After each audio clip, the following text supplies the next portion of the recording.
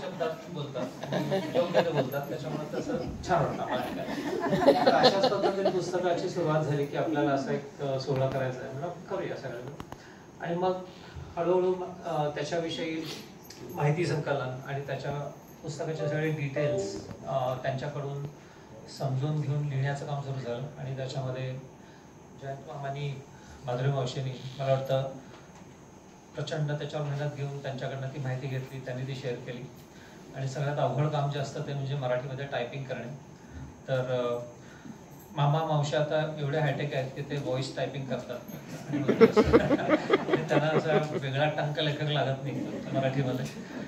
तर त्या पद्धतीने त्याने ते काम चालू केलं आणि मला असं वाटतं की ते खूप कष्टदायक आहे, म्हणजे सोपं नाही. एक तर तुमच्या मनातल्या भावना, त्याच्यानंतर तो सगळा एवढा मोठा अनुभव योग्य शब्दामध्ये आणि कमीत कमी साईजमध्ये तुम्हाला जो बसवायचा असतो, तर ते खूपच कठीण असं काम आहे. आणि असं इंग्रजीत म्हणतात की जोपर्यंत तुमची स्किन एखाद्या त्याच्यामध्ये इन्व्हॉल्व असते, you need to have your skin involve in your work, तोपर्यंत त्याचं खरं रूप तुमच्यासमोर येत नाही. तर मला वाटतं पुन्हा एकदा हे शेती आणि फाउंड्री असं युनिक कॉम्बिनेशनमध्ये सतत हे करायला लागल्यामुळं ते आपल्याला सगळ्यांना दिसतं. तर पुस्तकाच्या दृष्टीने मग ते लिहिणं सगळं सुरू झालं. मग त्याच्यानंतर एकत्रपणे त्याची अनेक पारायणं आम्ही केली की आता ह्याच्यामध्ये काही चुकतंय का, मग त्यातला ग्रामर ठीक करणे किंवा टायपिंगमधल्या चुकांची दुरुस्ती करणे. मग त्याच्यामध्ये अवंती आणि मी आणि मावशी, मामा, काका असे सगळे बसून मग असा एक आमचा सेटअप लागायचा की ज्याच्यामध्ये लॅपटॉप लावायचा, मग तो टी व्हीला जोडायचा आणि मग टी व्हीवर त्याच्या मोठ्या साईजमध्ये सगळं बघायचं. आणि मग अशा पद्धतीने ते काम पुढं गेलं. आणि मला फार विशेष वाटलं त्यांचं या दृष्टीने की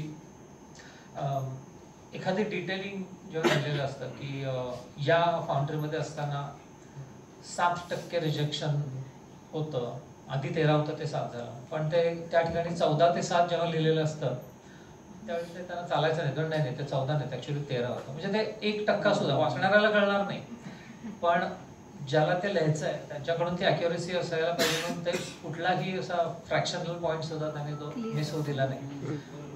दुसरी अशीच कमाल गोष्ट मला याच्यात जाणवली पुस्तक तयार करत असताना, ती म्हणजे तुमच्यापैकी किती जणांना आठवतंय तुम्ही काल काय ब्रेकफास्ट केलं? कालचा आठवत असेल? कालचा आठवेल, मागच्या सोमवारचा आठवतो? 3 वर्षापूर्वीचं, याच दिवशीचं नाही आठवत.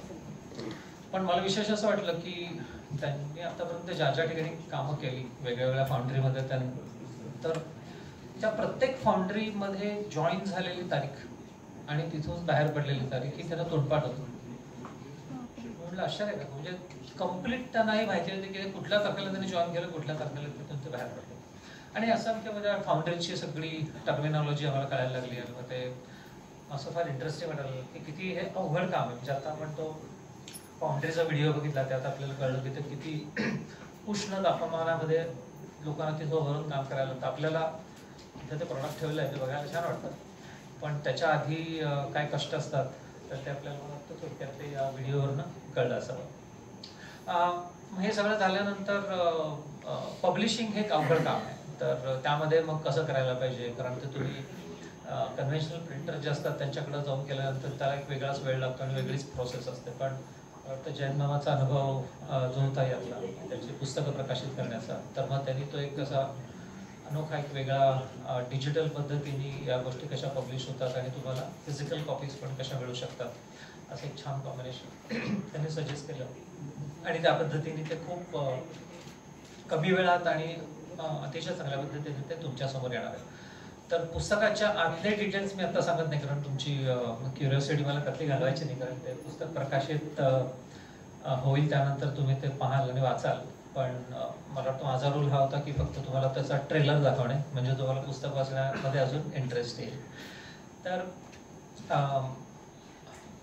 हे झालं पुस्तकाविषयी. काकांच्या विषयी मी शेती आणि फाउंड्रीबद्दल बोललो. आणि ओव्हरऑल जसं जयंत मामा म्हणाला तसं प्रत्येक गोष्टीमधलं क्वालिटीवरचं फोकस, वेळेचं महत्त्व, तर ते मला असं वाटतं की कंटिन्युअस त्यांच्या ब्रेनमध्ये कंटिन्युअस ॲक्टिव्हिटी सुरू असते.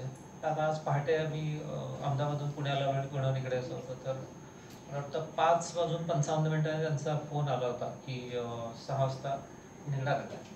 म्हणजे कसं आहे की आता एवढ्या मोठ्या प्रोग्रामचे अरेंजमेंट आणि या सगळ्यामध्ये असंख्य गोष्टी असतात, पण त्याच्यात सुद्धा वेगळ्या वेगळ्या थरातल्या सगळ्या गोष्टींचं वेळेमध्ये सुरू झाले का नाही, तर हे एक फार मला विशेष वाटतं की सगळीकडे ते फार बारकाईने म्हणजे क्वालिटी टाईम आणि पर्सनल अटेन्शन हे मला त्रिसूत्री वाटतं त्यांच्याची, की जी एकत्र येऊन आपल्याला समोर आता जे पुस्तक येणार आहे त्यातनं आपल्याला त्यातल्या वेगळ्या वेगळ्या कला म्हणजे छटा कळतीलच त्यांच्या आतापर्यंतच्या फाउंड्रीमधल्या करिअरच्या.